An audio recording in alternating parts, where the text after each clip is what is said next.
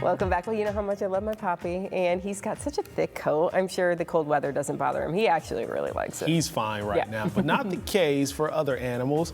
Camryn Goodell joins us from the West Toledo and Perrysburg Animal Hospitals. She's with us this morning, so good morning. Good morning. Good So we were morning. just chatting. You've got a few dogs. Yep, I've got 4 in my house. I've got a 13-year-old English Springer. I have a 8-year-old Chocolate Lab, and then I've got Squidward, who's been here before. He's my dachshund, and I have a Staffordshire Terrier. Can we get the other 3 names of the dogs too? I love the names. Toby is the Spaniel, Cooper is the Lab, Squidward is my Dachshund, and Kiko is my Staffy. Great. Cute. Yeah. So during the winter, do they like to go outside? Are they like cold? Well, they're all more short coat dogs, so it's really important to know your breed, your Malamutes, your Great Pyrenees. Those type of dogs are going to do a little bit better in the winter, but definitely the short coated dogs need to be spending a little bit more inside. So short, frequent bursts is what we like to do at the facility and at home too with our dogs. Yeah, that makes sense. When it comes to outdoors. Those dogs seem to be pretty excited. But I've seen dogs literally like shake. You know. Oh yeah, mine do. Mm-hmm. Yeah, they get really, really cold. So how do you keep the energy going? Because if they're inside all day, they might get a little lazy and So of course, it's so much easier to exercise your dog in the warm months. You know, it's active for you and them, but in the winter months it can be a little bit harder. So it's really important to have something that stimulates them mentally. So we like to do a lot of puzzle toys. And if you don't know what a puzzle toy is, it's some type of contraption that you're hiding treats in, and they have to do something or figure out how to get the treats out in some way. So it's stimulating their brain, their nose, their senses.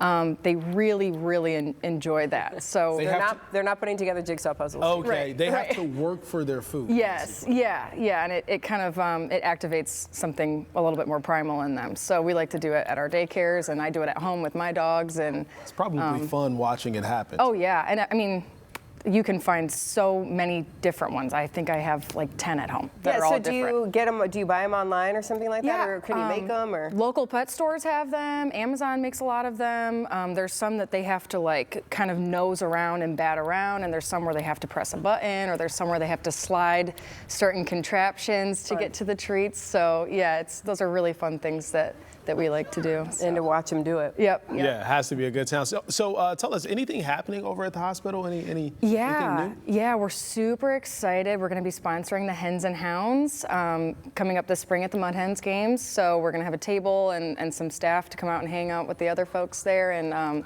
you can actually buy a doggy ticket, and all of those proceeds will go to the Toledo area Humane Societies. Yes. So and a lot of the dogs, they love it. They love getting out. They love going to the ballpark and taking part in these games. And on hot days, they have little pools of water out there for them. Must be nice. There's no way my dog could handle that. Poppy could not.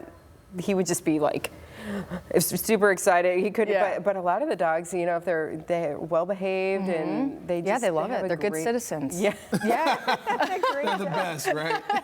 Yeah. Look. Oh, here's some videos. See, look at them. Oh my gosh, that's awesome. They look like they've been friends for a long time. That's great, right? Oh my goodness, so cute. They're just chilling, hanging out, enjoying it. I mean, I hope nobody's giving them a hot dog.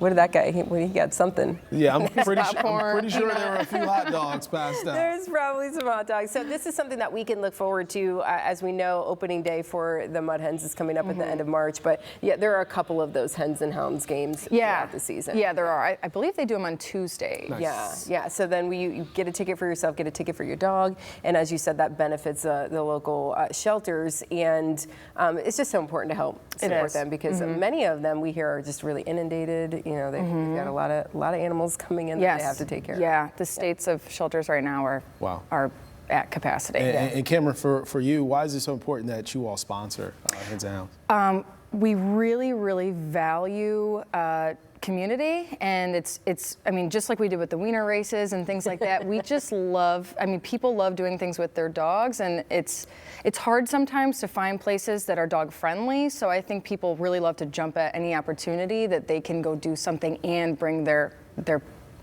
best bud along with them. They're kids. Yeah, dogs are people too. They're family. They're family. Good stuff, and great tips for this winter weather, because on a lot of these dogs, they're just like, I'm not doing it. Yeah. Like me. I'm not doing it, right? So great tips. Thanks for being here. Yeah, today. absolutely. Thank you guys. Yeah.